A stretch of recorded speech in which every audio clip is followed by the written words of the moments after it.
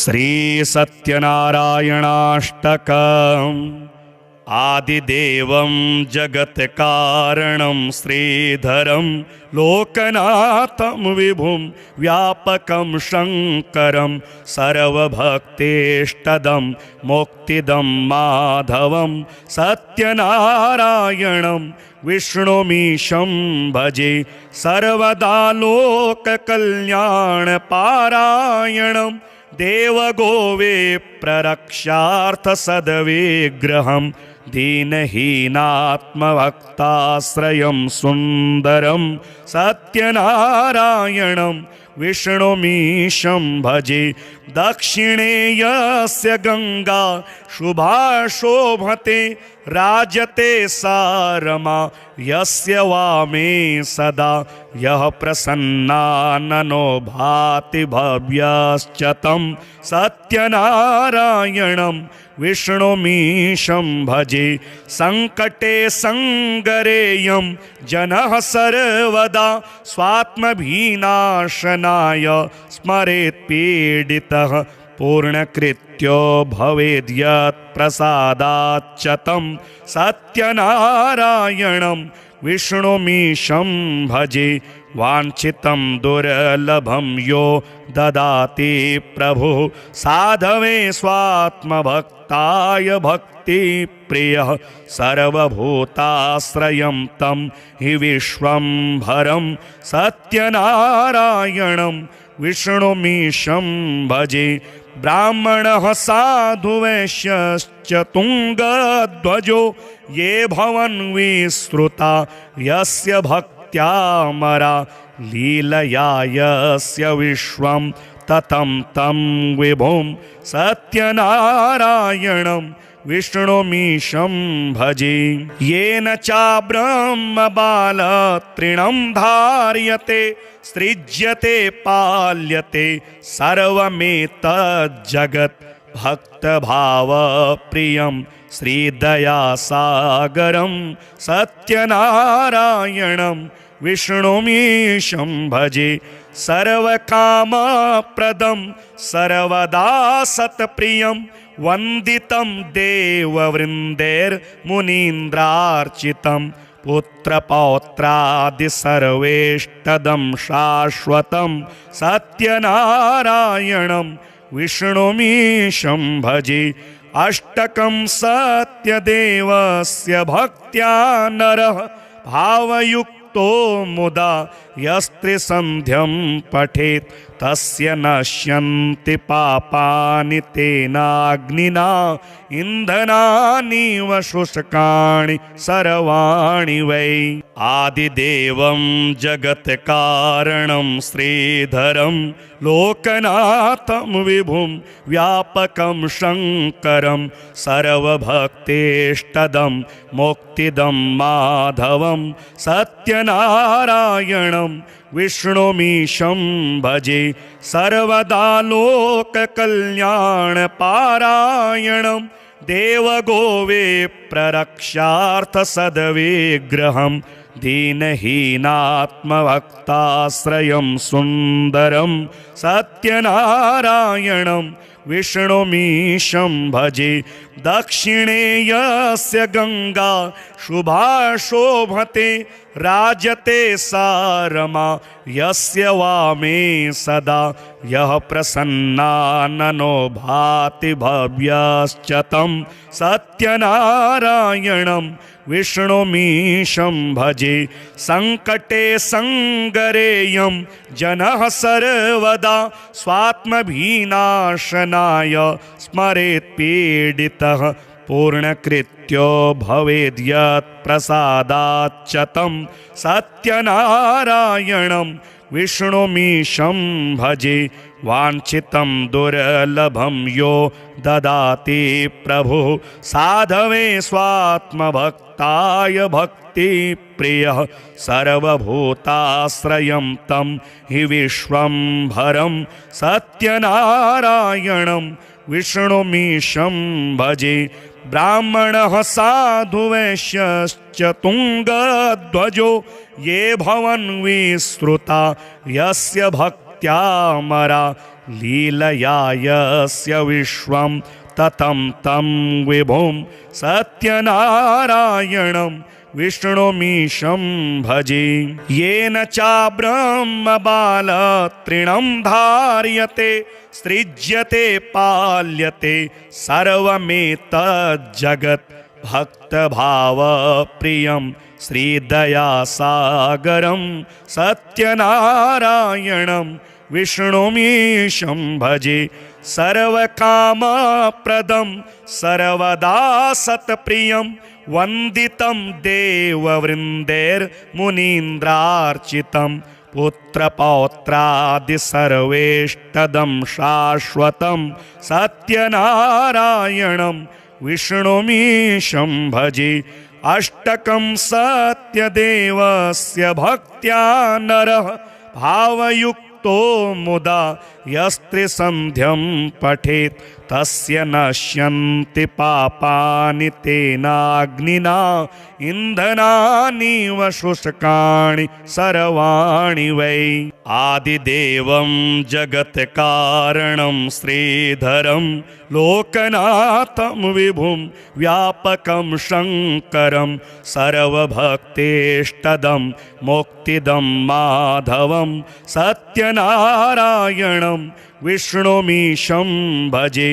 सर्वदा लोककल्याणपारायणं देवगोविप्ररक्षार्थसद्विग्रहं दीनहीनात्मभक्ताश्रयं सुन्दरं सत्यनारायणं विष्णुमीशं भजे।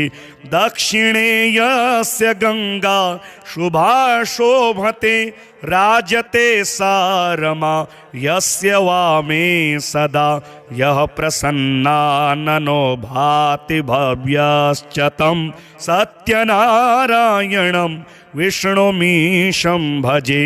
संकटे संगरेयं जनः सर्वदा स्वात्मभीनाशनाय स्मरेत् पीडितः पूर्णकृत्यो भवेद्यत् प्रसादाच्च तं सत्यनारायणं विष्णुमीशं भजे। वाञ्छितं दुर्लभं यो ददाति प्रभुः साधवे स्वात्मभक्ताय भक्तिप्रियः सर्वभूताश्रयं तं हि विश्वम्भरं सत्यनारायणं विष्णुमीशं भजे। ब्राह्मणः साधु वैश्यश्च तुङ्गध्वजो ये भवन् विश्रुता यस्य भक्त्यामरा लीलया यस्य विश्वं ततं तं विभुं सत्यनारायणं विष्णुमीशं भजे। येन चाब्रह्मबालतृणं धार्यते सृज्यते पाल्यते सर्वमेतज्जगत् भक्तभावप्रियं श्रीदयासागरं सत्यनारायणं विष्णुमीशं भजे। सर्वकामप्रदं सर्वदा सत्प्रियं वन्दितं देववृन्दैर्मुनीन्द्रार्चितं पुत्रपौत्रादिसर्वेष्टदं शाश्वतं सत्यनारायणं विष्णुमीशं भजे। अष्टकं सत्यदेवस्य भक्त्या नरः भावयुक्तो मुदा यस्त्रिसन्ध्यं पठेत् तस्य नश्यन्ति पापानि तेनाग्निना इन्धनानीव शुष्काणि सर्वाणि वै। आदिदेवं जगत्कारणं श्रीधरं लोकनाथं विभुं व्यापकं शङ्करं सर्वभक्तेष्टदं मुक्तिदं माधवं सत्यनारायणं विष्णुमीशं भजे। सर्वदा लोककल्याणपारायणं देवगोविप्ररक्षार्थसद्विग्रहं दीनहीनात्मभक्ताश्रयं सुन्दरं सत्यनारायणं विष्णुमीशं भजे। दक्षिणे यस्य गंगा शुभा शोभते राजते सा रमा यस्य वामे सदा यः प्रसन्नाननो भाति भव्यश्च तं सत्यनारायणं विष्णुमीशं भजे। संकटे संगरेयं जनः सर्वदा स्वात्मभीनाशनाय स्मरेत् पीडितः पूर्णकृत्यो भवेद्यत् प्रसादाच्च तं सत्यनारायणं विष्णुमीशं भजे।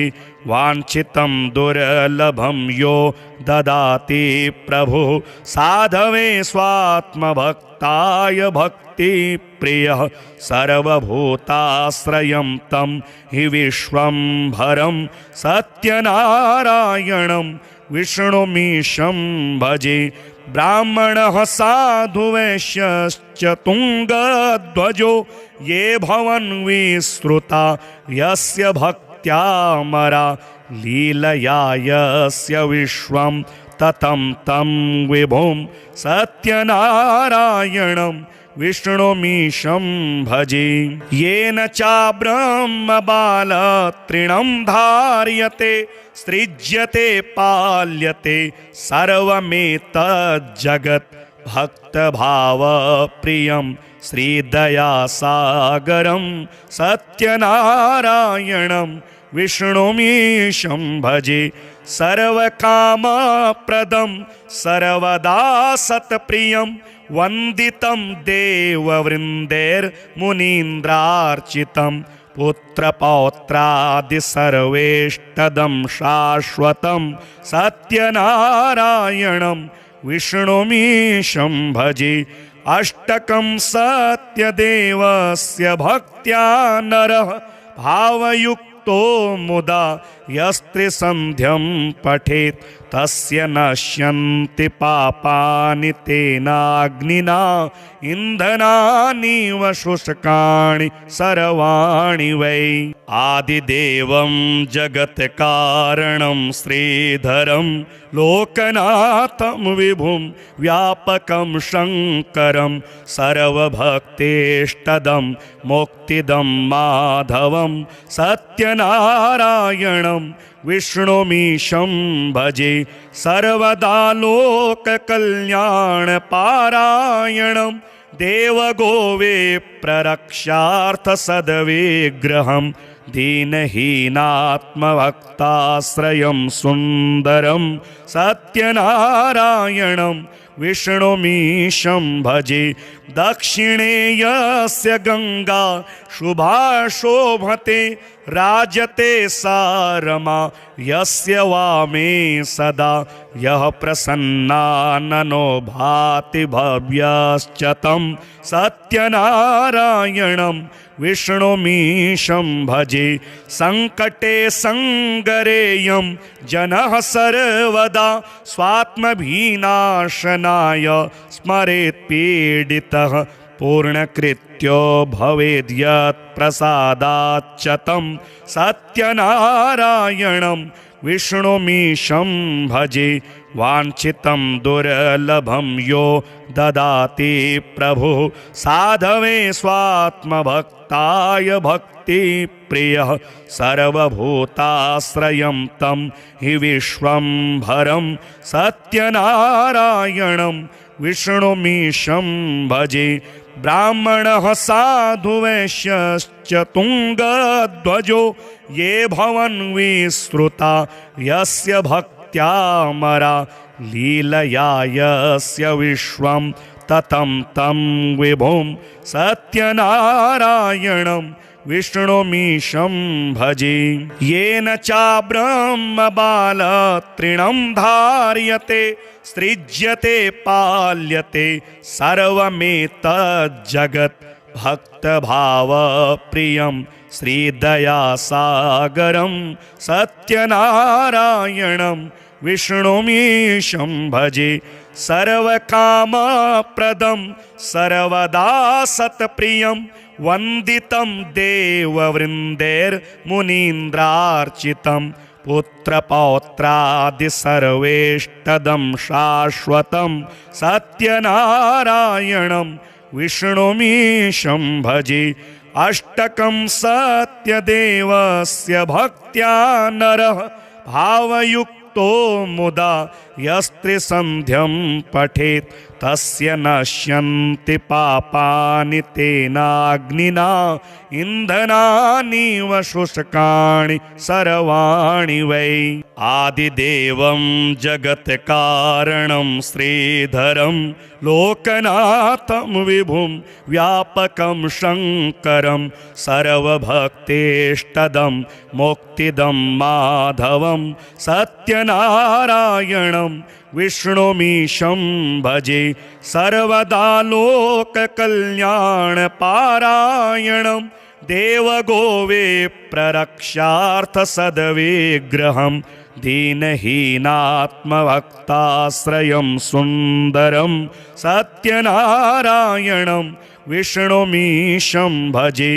दक्षिणे यस्य गंगा शुभा शोभते राजते सा रमा यस्य वामे सदा यः प्रसन्नाननो भाति भव्यश्च तं सत्यनारायणं विष्णुमीशं भजे।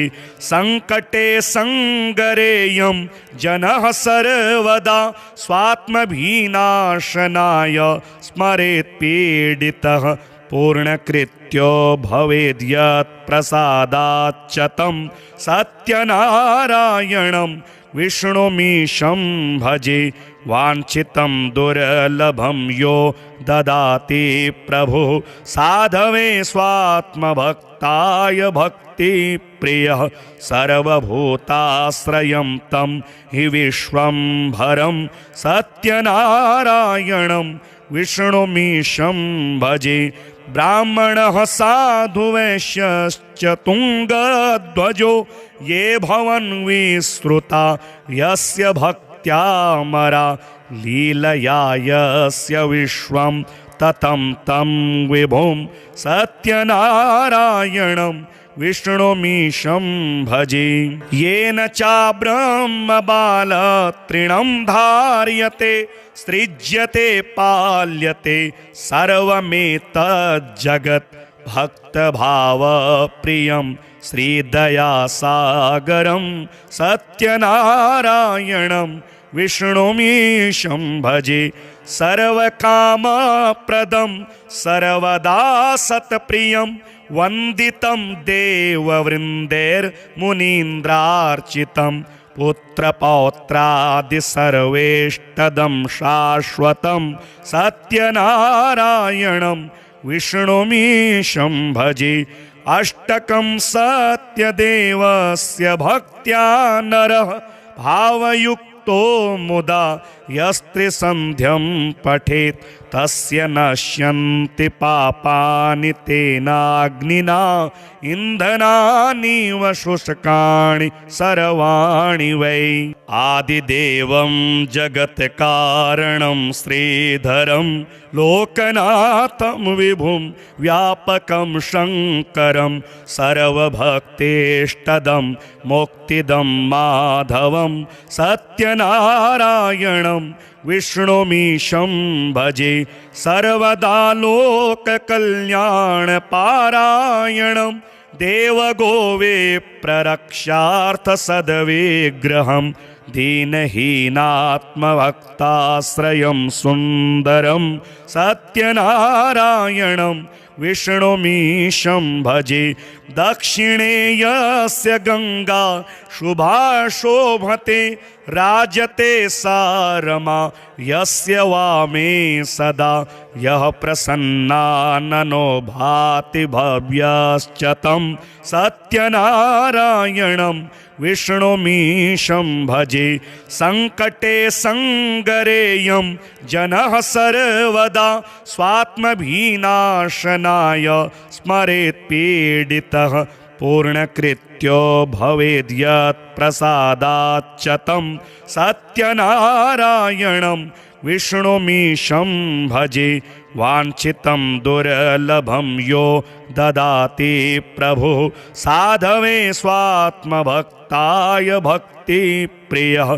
सर्वभूताश्रयं तं हि विश्वम्भरं सत्यनारायणं विष्णुमीशं भजे।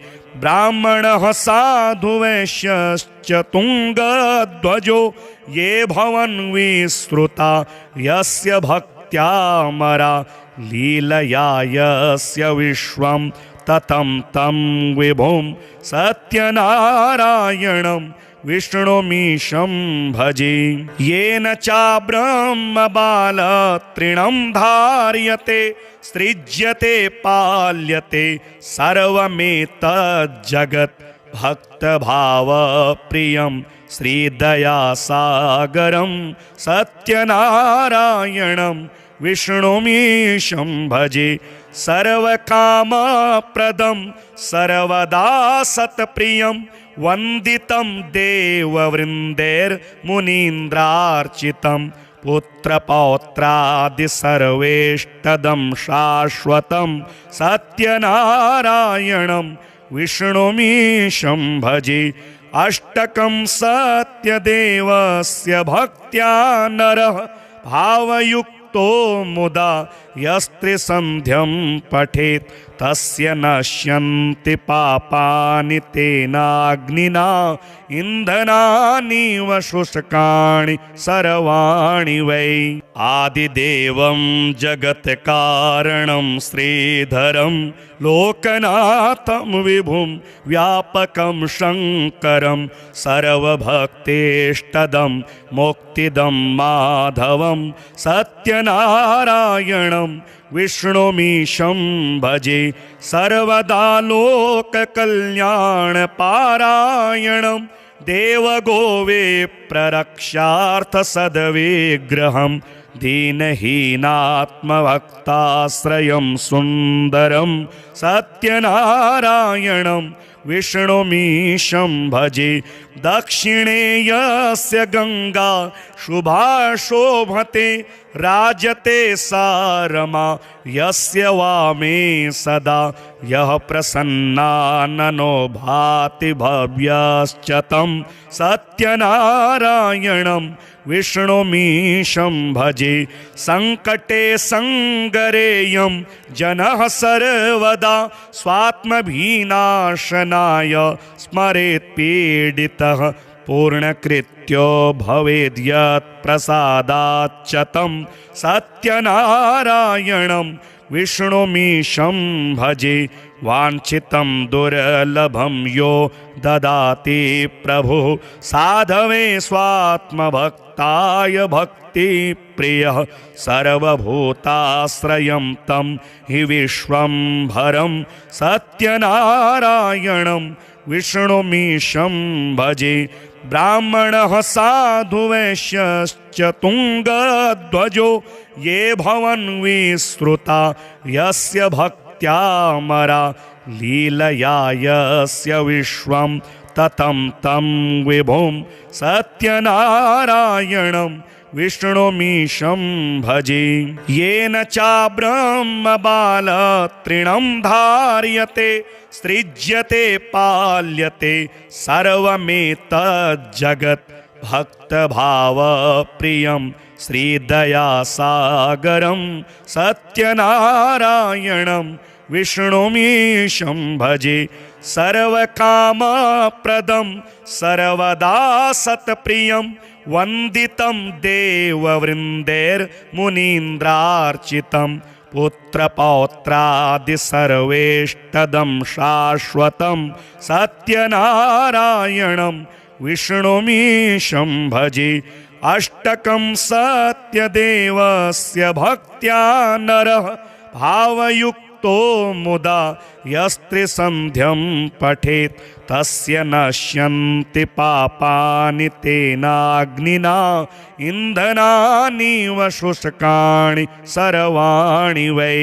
आदिदेवं जगत्कारणं श्रीधरं लोकनाथं विभुं व्यापकं शङ्करं सर्वभक्तेष्टदं मुक्तिदं माधवं सत्यनारायणं विष्णुमीशं भजे सर्वदा लोककल्याणपारायणं देवगोविप्ररक्षार्थसद्विग्रहं दीनहीनात्मभक्ताश्रयं सुन्दरं सत्यनारायणं विष्णुमीशं भजे। दक्षिणे यस्य गंगा शुभा शोभते राजते सा रमा यस्य वामे सदा यः प्रसन्नाननो भाति भव्यश्च तं सत्यनारायणं विष्णुमीशं भजे। संकटे संगरेयं जनः सर्वदा स्वात्मभीनाशनाय स्मरेत् पीडितः पूर्णकृत्यो भवेद्यत् प्रसादाच्च तं सत्यनारायणं विष्णुमीशं भजे। वाञ्छितं दुर्लभं यो ददाति प्रभुः साधवे स्वात्मभक्ताय भक्तिप्रियः सर्वभूताश्रयं तं हि विश्वम्भरं सत्यनारायणं विष्णुमीशं भजे। ब्राह्मणः साधुवैश्यश्च तुङ्गध्वजो ये भवन् विश्रुता यस्य भक्त्यामरा लीलया यस्य विश्वं ततं तं विभुं सत्यनारायणं विष्णुमीशं भजे। येन चाब्रह्मबालतृणं धार्यते सृज्यते पाल्यते सर्वमेतज्जगत् भक्तभावप्रियं श्रीदयासागरं सत्यनारायणं विष्णुमीशं भजे। सर्वकामप्रदं सर्वदा सत्प्रियं वन्दितं देववृन्दैर्मुनीन्द्रार्चितं पुत्रपौत्रादि सर्वेष्टदं शाश्वतं सत्यनारायणं विष्णुमीशं भजे। अष्टकं सत्यदेवस्य भक्त्या नरः भावयुक्तो मुदा यस्त्रिसन्ध्यं पठेत् तस्य नश्यन्ति पापानि तेनाग्निना इन्धनानिव शुष्काणि सर्वाणि वै। आदिदेवं जगत्कारणं श्रीधरं लोकनाथं विभुं व्यापकं शङ्करं सर्वभक्तेष्टदं मुक्तिदं माधवं सत्यनारायणं विष्णुमीशं भजे। सर्वदा लोककल्याणपारायणं देवगोविप्ररक्षार्थसद्विग्रहं दीनहीनात्मभक्ताश्रयं सुन्दरं सत्यनारायणं विष्णुमीशं भजे। दक्षिणे यस्य गंगा शुभा शोभते राजते सा रमा यस्य वामे सदा यः प्रसन्नाननो भाति भव्यश्च तं सत्यनारायणं विष्णुमीशं भजे।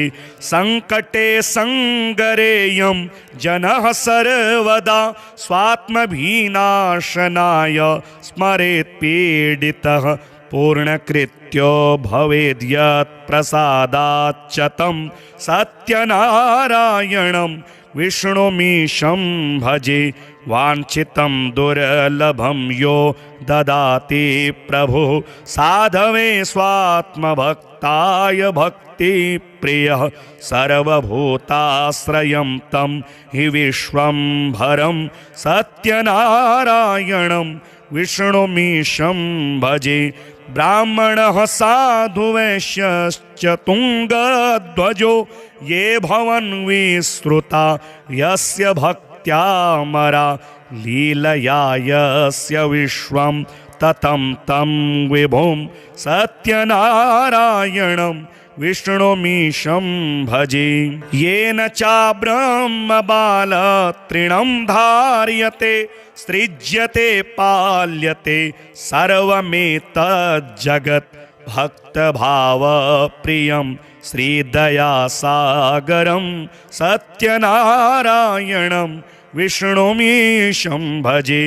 सर्वकामप्रदं सर्वदा सत्प्रियं वन्दितं देववृन्दैर्मुनीन्द्रार्चितं पुत्रपौत्रादि सर्वेष्टदं शाश्वतं सत्यनारायणं विष्णुमीशं भजे। अष्टकं सत्यदेवस्य भक्त्या नरः भावयुक्तो मुदा यस्त्रिसन्ध्यं पठेत् तस्य नश्यन्ति पापानि तेनाग्निना इन्धनानीव शुष्काणि सर्वाणि वै।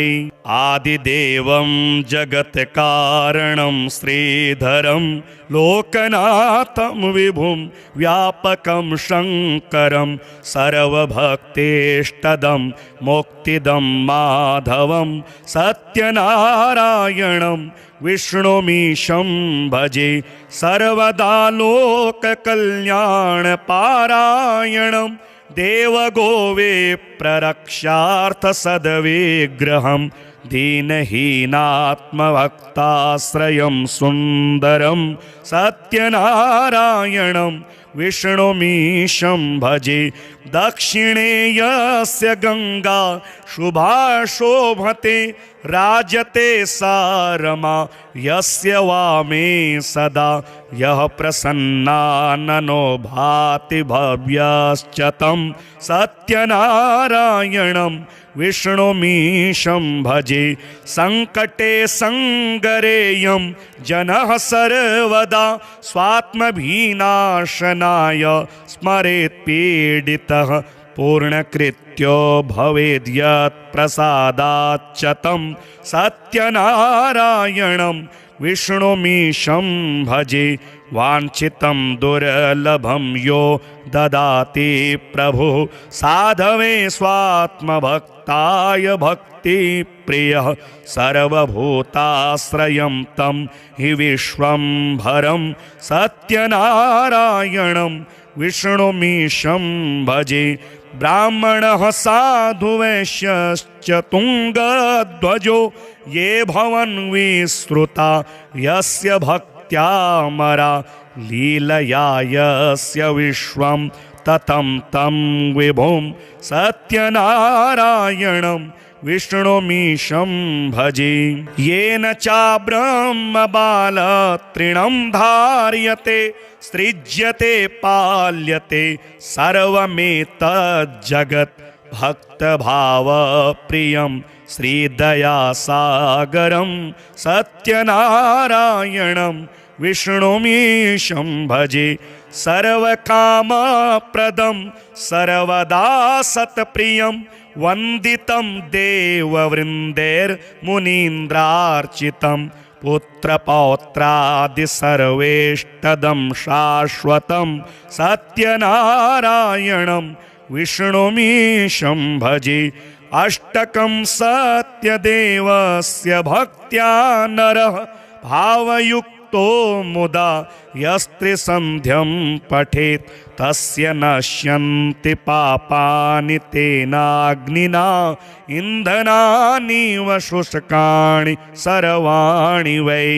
आदिदेवं जगत्कारणं श्रीधरं लोकनाथं विभुं व्यापकं शङ्करं सर्वभक्तेष्टदं मुक्तिदं माधवं सत्यनारायणं विष्णुमीशं भजे। सर्वदा लोककल्याणपारायणं देवगोविप्ररक्षार्थसद्विग्रहं दीनहीनात्मभक्ताश्रयं सुन्दरं सत्यनारायणं विष्णुमीशं भजे।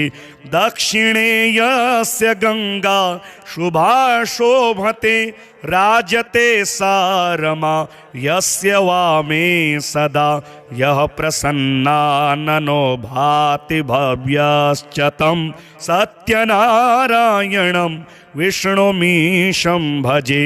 संकटे संगरेयं जनः सर्वदा स्वात्मभीनाशनाय स्मरेत् पीडितः पूर्णकृत्यो भवेद्यत् प्रसादाच्च तं सत्यनारायणं विष्णुमीशं भजे। वाञ्छितं दुर्लभं यो ददाति प्रभुः साधवे स्वात्मभक्ताय भक्तिप्रियः सर्वभूताश्रयं तं हि विश्वम्भरं सत्यनारायणं विष्णुमीशं भजे। ब्राह्मणः साधु वैश्यश्च तुङ्गध्वजो ये भवन् विश्रुता यस्य भक्त्यामरा लीलया यस्य विश्वं ततं तं विभुं सत्यनारायणं विष्णुमीशं भजे। येन चाब्रह्मबालतृणं धार्यते सृज्यते पाल्यते सर्वमेतज्जगत् भक्तभावप्रियं श्रीदयासागरं सत्यनारायणं विष्णुमीशं भजे। सर्वकामप्रदं सर्वदा सत्प्रियं वन्दितं देववृन्दैर्मुनीन्द्रार्चितं पुत्रपौत्रादि सर्वेष्टदं शाश्वतं सत्यनारायणं विष्णुमीशं भजे।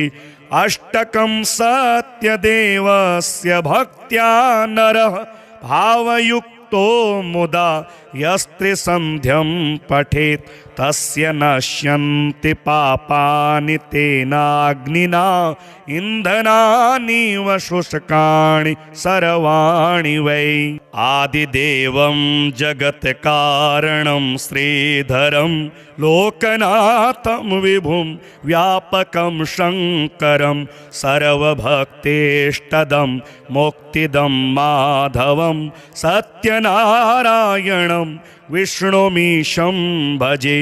सर्वदा लोककल्याणपारायणं देवगोविप्ररक्षार्थसद्विग्रहं दीनहीनात्मभक्ताश्रयं सुन्दरं सत्यनारायणं विष्णुमीशं भजे। दक्षिणे यस्य गंगा शुभा शोभते राजते सा रमा यस्य वामे सदा यः प्रसन्नाननो भाति भव्यश्च तं सत्यनारायणं विष्णुमीशं भजे। संकटे संगरेयं जनः सर्वदा स्वात्मभीनाशनाय स्मरेत् पीडितः पूर्णकृत्यो भवेद्यत् प्रसादाच्च तं सत्यनारायणं विष्णुमीशं भजे। वाञ्छितं दुर्लभं यो ददाति प्रभुः साधवे स्वात्मभक्ताय भक्तिप्रियः सर्वभूताश्रयं तं हि विश्वम्भरं सत्यनारायणं विष्णुमीशं भजे। ब्राह्मणः साधु वैश्यश्च तुङ्गध्वजो ये भवन् विश्रुता यस्य भक्त्यामरा लीलया यस्य विश्वं ततं तं विभुं सत्यनारायणं विष्णुमीशं भजे। येन चाब्रह्मबालतृणं धार्यते सृज्यते पाल्यते सर्वमेतज्जगत् भक्तभावप्रियं श्रीदयासागरं सत्यनारायणं विष्णुमीशं भजे सर्वकामप्रदं सर्वदा सत्प्रियं वन्दितं देववृन्दैर्मुनीन्द्रार्चितं पुत्रपौत्रादि सर्वेष्टदं शाश्वतं सत्यनारायणं विष्णुमीशं भजे अष्टकं सत्यदेवस्य भक्त्या नरः भावयुक्तो मुदा यस्त्रिसन्ध्यं पठेत् तस्य नश्यन्ति पापानि तेनाग्निना इन्धनानिव शुष्काणि सर्वाणि वै आदिदेवं जगत्कारणं श्रीधरं लोकनाथं विभुं व्यापकं शङ्करं सर्वभक्तेष्टदं मुक्तिदं माधवं सत्यनारायणं विष्णुमीशं भजे सर्वदा लोककल्याणपारायणं देवगोविप्ररक्षार्थसद्विग्रहं दीनहीनात्मभक्ताश्रयं सुन्दरं सत्यनारायणं विष्णुमीशं भजे दक्षिणे यस्य गंगा शुभा शोभते राजते सा रमा यस्य वामे सदा यः प्रसन्नाननो भाति भव्यश्च तं सत्यनारायणं विष्णुमीशं भजे संकटे संगरेयं जनः सर्वदा स्वात्मभीनाशनाय स्मरेत् पीडितः पूर्णकृत्यो भवेद्यत् प्रसादाच्च तं सत्यनारायणं विष्णुमीशं भजे वाञ्छितं दुर्लभं यो ददाति प्रभुः साधवे स्वात्मभक्ताय भक्तिप्रियः सर्वभूताश्रयं तं हि विश्वम्भरं सत्यनारायणं विष्णुमीशं भजे ब्राह्मणः साधु वैश्यश्च तुङ्गध्वजो ये भवन् विश्रुता यस्य भक्त्यामरा लीलया यस्य विश्वं ततं तं विभुं सत्यनारायणं विष्णुमीशं भजे येन चाब्रह्मबालतृणं धार्यते सृज्यते पाल्यते सर्वमेतज्जगत् भक्तभावप्रियं श्रीदयासागरं सत्यनारायणं विष्णुमीशं भजे सर्वकामप्रदं सर्वदा सत्प्रियं वन्दितं देववृन्दैर्मुनीन्द्रार्चितं पुत्रपौत्रादि सर्वेष्टदं शाश्वतं सत्यनारायणं विष्णुमीशं भजे अष्टकं सत्यदेवस्य भक्त्या नरः भावयुक्तो मुदा यस्त्रिसन्ध्यं पठेत् तस्य नश्यन्ति पापानि तेनाग्निना इन्धनानिव शुष्काणि सर्वाणि वै आदिदेवं जगत्कारणं श्रीधरं लोकनाथं विभुं व्यापकं शङ्करं सर्वभक्तेष्टदं मुक्तिदं माधवं सत्यनारायणं विष्णुमीशं भजे सर्वदा लोककल्याणपारायणं देवगोविप्ररक्षार्थसद्विग्रहं दीनहीनात्मभक्ताश्रयं सुन्दरं सत्यनारायणं विष्णुमीशं भजे दक्षिणे यस्य गंगा शुभा शोभते राजते सा रमा यस्य वामे सदा यः प्रसन्नाननो भाति भव्यश्च तं सत्यनारायणं विष्णुमीशं भजे संकटे संगरेयं जनः सर्वदा स्वात्मभीनाशनाय स्मरेत् पीडितः पूर्णकृत्यो पूर्णकृत्यो भवेद्यत् प्रसादाच्च तं सत्यनारायणं विष्णुमीशं भजे वाञ्छितं दुर्लभं यो ददाति प्रभुः साधवे स्वात्मभक्ताय भक्तिप्रियः सर्वभूताश्रयं तं हि विश्वम्भरं सत्यनारायणं विष्णुमीशं भजे ब्राह्मणः साधुवैश्यश्च तुङ्गध्वजो ये भवन् विश्रुता यस्य भक्त्यामरा लीलया यस्य विश्वं ततं तं विभुं सत्यनारायणं विष्णुमीशं भजे येन चाब्रह्मबालतृणं धार्यते सृज्यते पाल्यते सर्वमेतज्जगत् भक्तभावप्रियं श्रीदयासागरं सत्यनारायणं विष्णुमीशं भजे सर्वकामप्रदं सर्वदा सत्प्रियं वन्दितं देववृन्दैर्मुनीन्द्रार्चितं पुत्रपौत्रादि सर्वेष्टदं शाश्वतं सत्यनारायणं विष्णुमीशं भजे अष्टकं सत्यदेवस्य भक्त्या नरः भावयुक्तो मुदा यस्त्रिसन्ध्यं पठेत् तस्य नश्यन्ति पापानि तेनाग्निना इन्धनानीव शुष्काणि सर्वाणि वै आदिदेवं जगत्कारणं श्रीधरं लोकनाथं विभुं व्यापकं शङ्करं सर्वभक्तेष्टदं मुक्तिदं माधवं सत्यनारायणं विष्णुमीशं भजे सर्वदा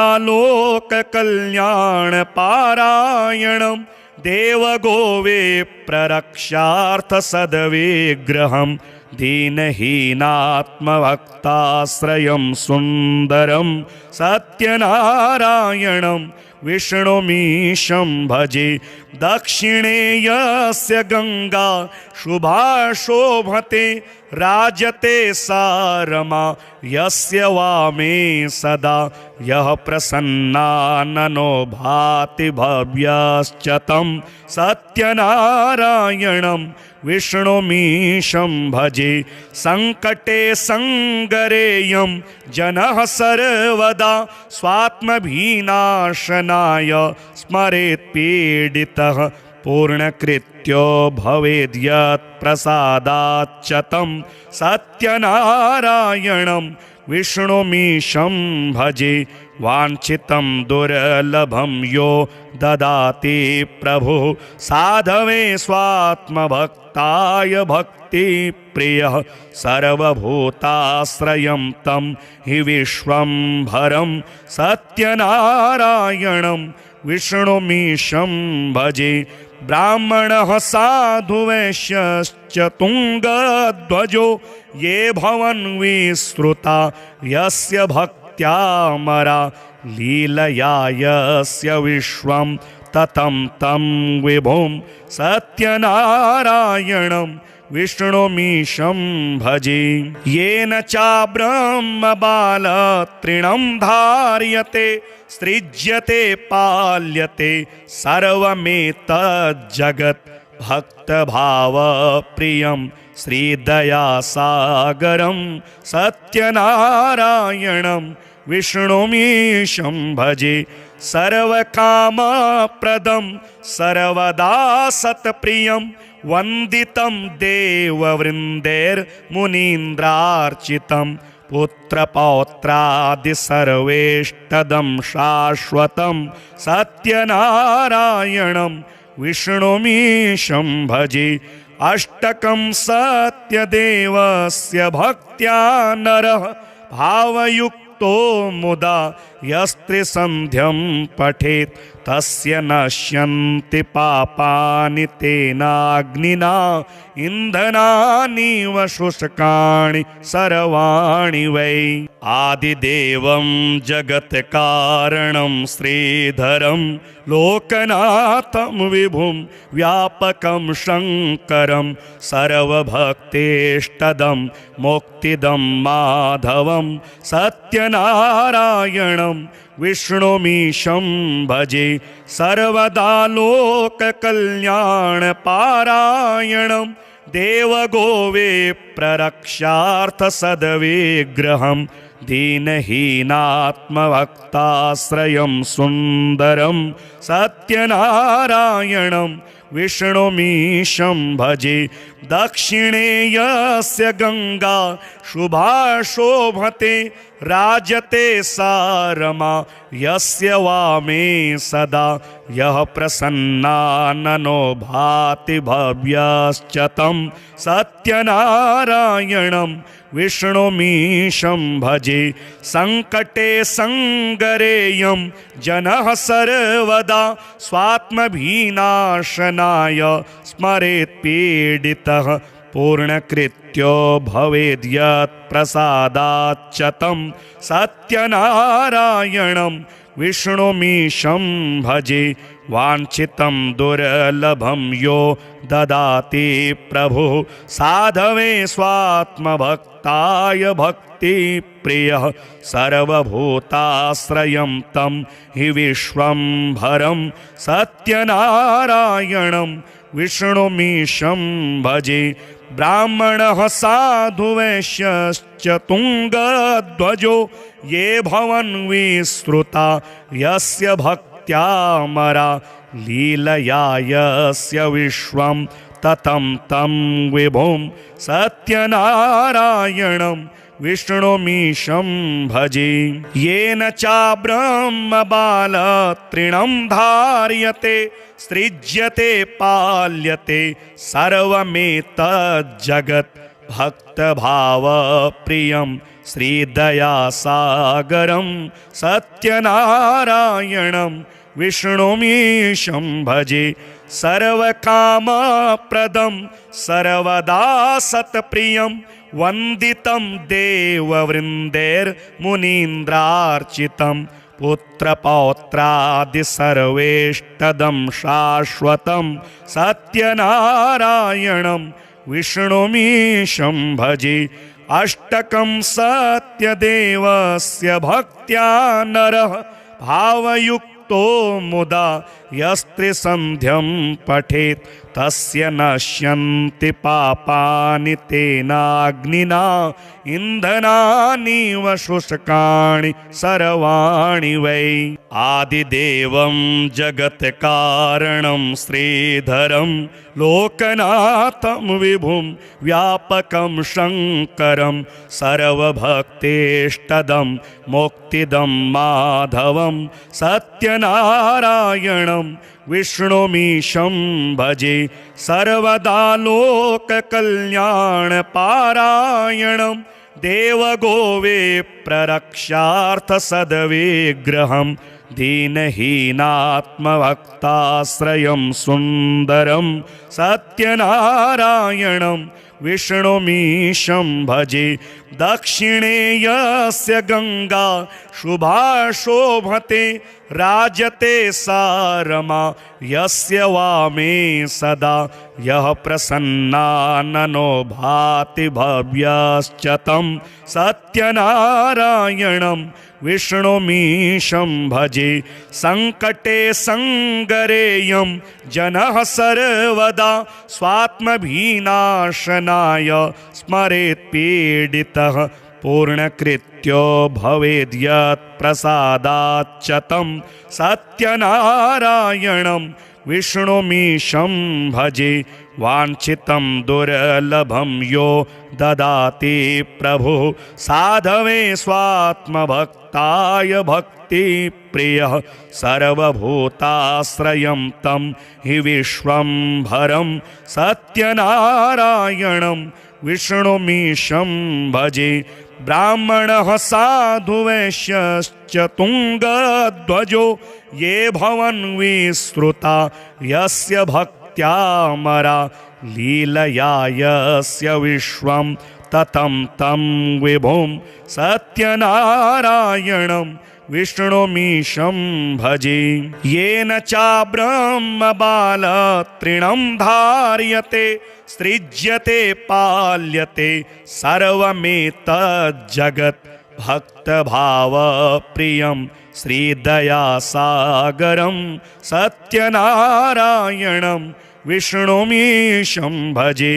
सर्वकामप्रदं सर्वदा सत्प्रियं वन्दितं देववृन्दैर्मुनीन्द्रार्चितं पुत्रपौत्रादि सर्वेष्टदं शाश्वतं सत्यनारायणं विष्णुमीशं भजे।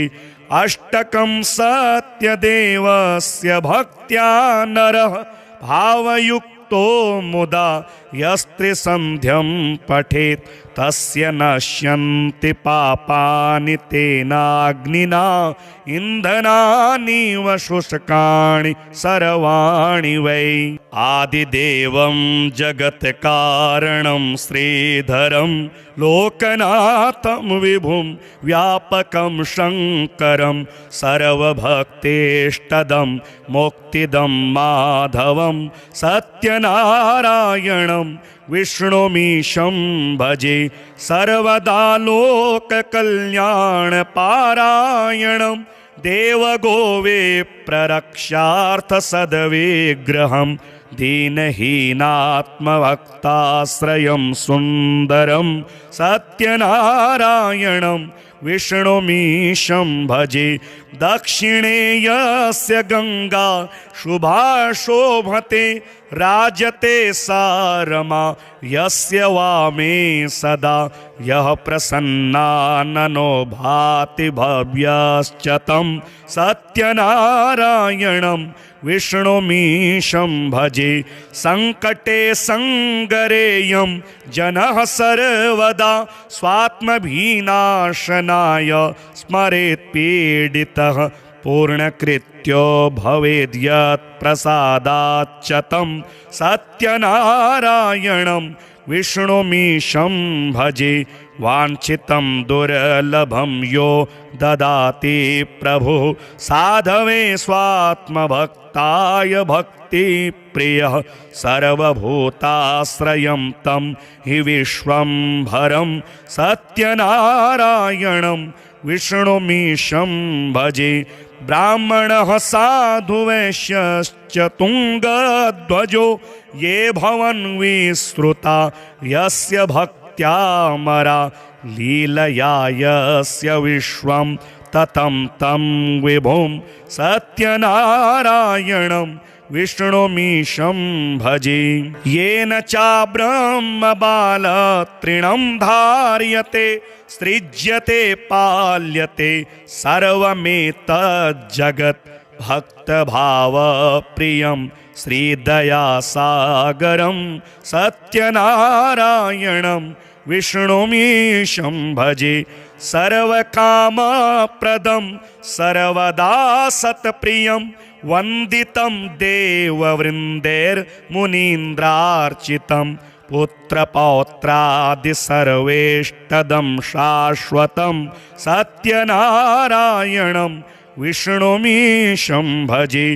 अष्टकं सत्यदेवस्य भक्त्या नरः भावयुक्तो मुदा यस्त्रिसन्ध्यं पठेत् तस्य नश्यन्ति पापानि तेनाग्निना इन्धनानि शुष्काणि सर्वाणि वै। आदिदेवं जगत्कारणं श्रीधरं लोकनाथं विभुं व्यापकं शङ्करं सर्वभक्तेष्टदं मुक्तिदं माधवं सत्यनारायणं विष्णुमीशं भजे। सर्वदा लोककल्याणपारायणं देवगोविप्ररक्षार्थसद्विग्रहं दीनहीनात्मभक्ताश्रयं सुन्दरं सत्यनारायणं विष्णुमीशं भजे। दक्षिणे यस्य गंगा शुभा शोभते राजते सारमा यस्य वामे सदा यः प्रसन्नाननो भाति भव्यश्च तं सत्यनारायणं विष्णुमीशं भजे। संकटे संगरेयं जनः सर्वदा स्वात्मभिनाशनाय